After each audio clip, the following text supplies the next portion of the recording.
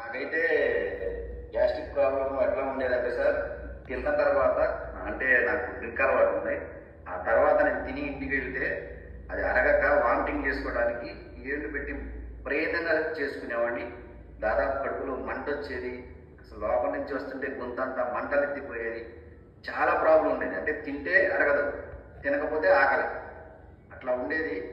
కమ్యూనిటీకి వచ్చిన తర్వాత నేను స్టార్ట్ చేసింది ఏంటంటే sir, first aloe plus 2 capsules morning 2, evening 2, probiotic morning ఒకటి, ఈవినింగ్ ఒకటి, అలో డ్రింక్ ఫ్రెష్లో కలుపుకొని తీసుకోవడం వల్ల నాకు జస్ట్ ఒక నా ప్రాబ్లమ్స్ మొత్తం 3 నెలల్లో అంటే 3 monthsలో కంప్లీట్గా వితౌట్ మెడిసిన్కి వచ్చేసాను సార్.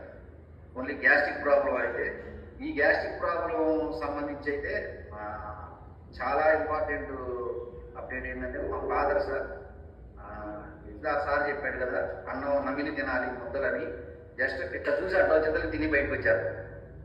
ఇట్లా చూసి అట్లా ఇట్లా కూర్చునే లేచేటవే అంత ఫాస్ట్గా తినేవాడు.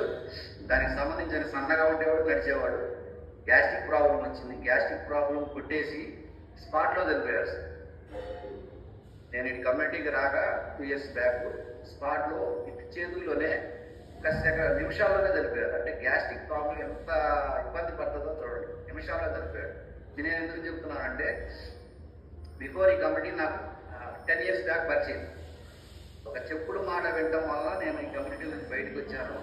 దానివల్ల జరిగిన నష్టం లేదు. ఎందుకంటే నేను ఈ కమ్యూనిటీలో ఉంటే 100% వాళ్ళందరికీ అప్రెషియేట్ ఇచ్చేవాడిని. 100% 100% వాళ్ళు బతికేవాడు.